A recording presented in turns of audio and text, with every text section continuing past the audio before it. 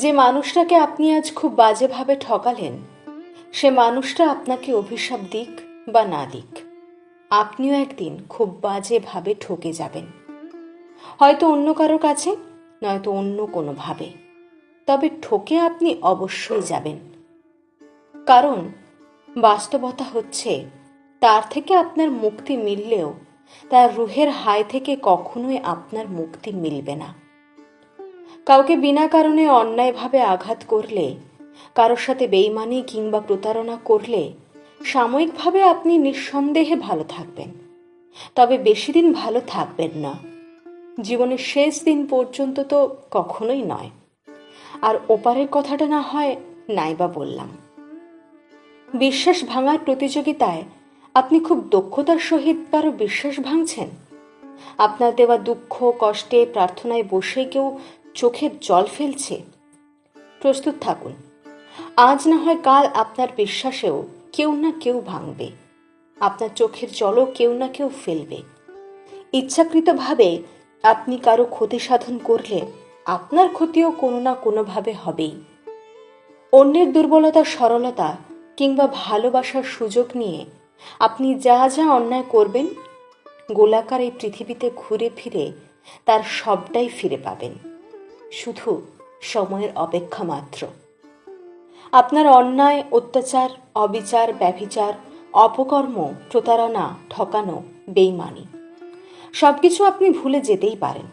যার সাথে করেছেন সেও হয়তো কোনোদিন ভুলে যেতে পারে, কিন্তু প্রকৃতি কখনোই কোনো কিছু ভোলে না। তাই আপনার কর্ম ভালো হোক বা মন্দ, প্রকৃতি আপনাকে সেভাবেই সবটা ফিরিয়ে দেবে। ভালো কর্ম করলে ভালো, আর মন্দ কর্ম করলে মন্দ। সে যাই হোক না কেন, তবে ফিরিয়ে আপনাকে অবশ্যই দেবে। মনে রাখবেন, গোলাকার এই পৃথিবীতে ভালো মন্দ সব কিছুই ঘুরে ফিরে আসে। মানুষের হিসাব ভুল হলেও প্রকৃতির হিসাবে কখনোই ভুল হয় না।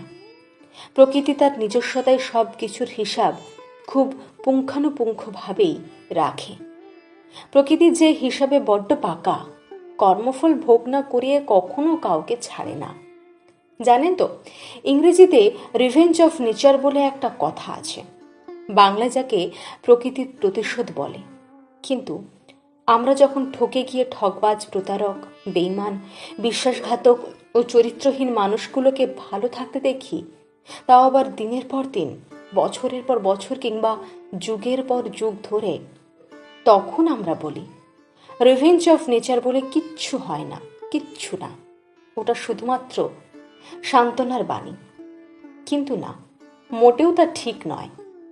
এগুলো আসলে আমাদের আঘাতে আঘাতে ক্ষতবিক্ষত হয়ে যাওয়া অশান্ত মনের অশ্রুকণা। আসল কথা হচ্ছে, আপনি সবাইকে ফাঁকি দিতে পারলেও প্রকৃতিকে কখনোই ফাঁকি দিতে পারবেন না।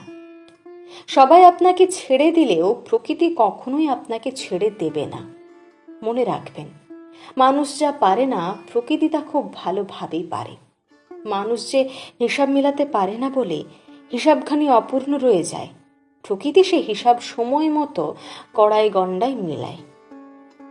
মানুষ যে বিচার ভার সৃষ্টিকর্তার হাতে ছেড়ে দিয়ে নীরবে নিভৃতে চোখের জল ফেলে সব সহ্য করে যায়, প্রকৃতি সে বিচারের সাজা এই দুনিয়াতেই ভোগ করিয়ে নিয়ে যায়।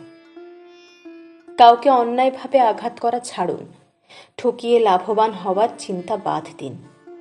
প্রতারণা করার মানসিকতার জলাঞ্জলি দিন। জীবনে এমনভাবে বাঁচুন যেন আপনার দ্বারা কখনোই কারো ক্ষতি না হয়। আপনি যেন কখনো কারো দীর্ঘশ্বাসের কারণ না হন। জানেন তো, মানুষের দীর্ঘশ্বাস ভীষণ ভয়ঙ্কর।